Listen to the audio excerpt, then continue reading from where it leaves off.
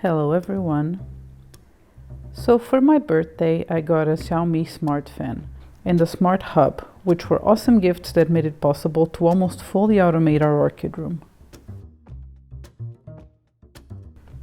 We already had the hygrometer / thermometer and the humidifier from the same brand that we reviewed in a video a while ago.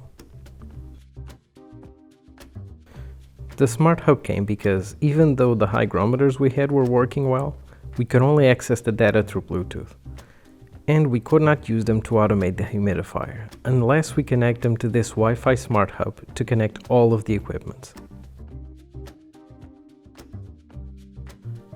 We also got some smart plugs from the same brand because our old ones were noisy, and now we have everything relating to the orchid room on our phone apps.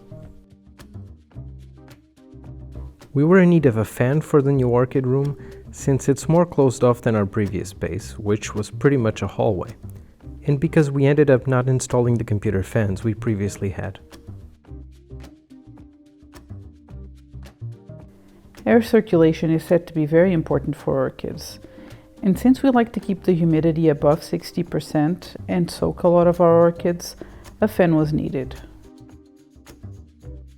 The fan was very easy to put together. We didn't expect it to be so low in height, but that ended up being a good height for most of our shelves. Also, you can manually direct the angle of the top part, so that helped. Only the top shelves aren't getting enough air movement, so maybe we'll need to move our pedalums at some point. You can have the fan oscillate and change the angle of oscillation in the app. For us, the default 90 degrees reaches both sides of the room. We only wish it had the option to oscillate vertically too.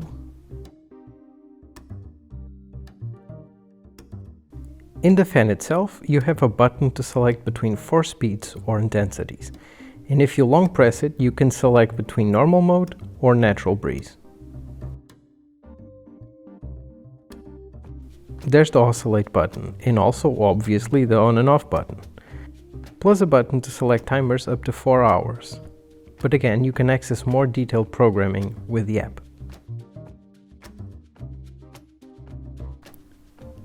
Within the app, you can also choose between normal or natural breeze and the speed, here between 0 and 100. You can also set it to delayed turn off, where you can program the fan to turn off up to 8 hours later, but we prefer to use the smart automations that the Me app allows. Speaking of automations, having the hub has allowed us to connect the hygrometers to the app through Wi-Fi, which means we can now also use them for automations. Before, we'd have to connect manually through Bluetooth, and if we didn't, we'd have incomplete data in the graphs. Now we can see how the temperature and humidity have fluctuated during the day and throughout the months.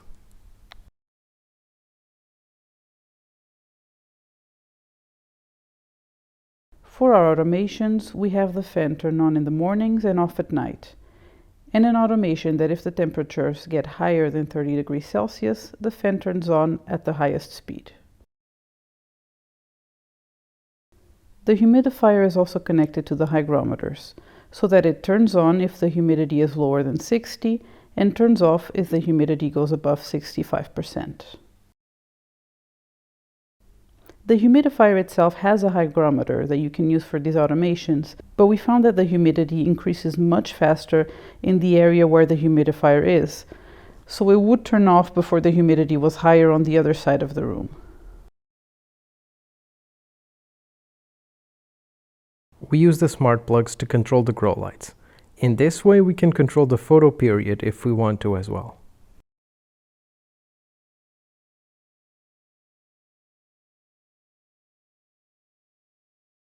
The automations took a little trial and error to get right. One of the problems we had was, for example, we'd set the humidifier to turn on if the humidity went below 50%. Since we had this automation only work during the day, if when it started the humidity was already below 50%, it wouldn't trigger the automation. We were trying to avoid having these devices working during the night, but because the automations are programmed to only recognize the value when it changes, in this example from 50% to 49%, it wouldn't always work, and it took us a while to understand why. But now we can have the Orchid room maintain itself pretty much automatically, which has been a huge relief, especially in the summer when we most need these devices.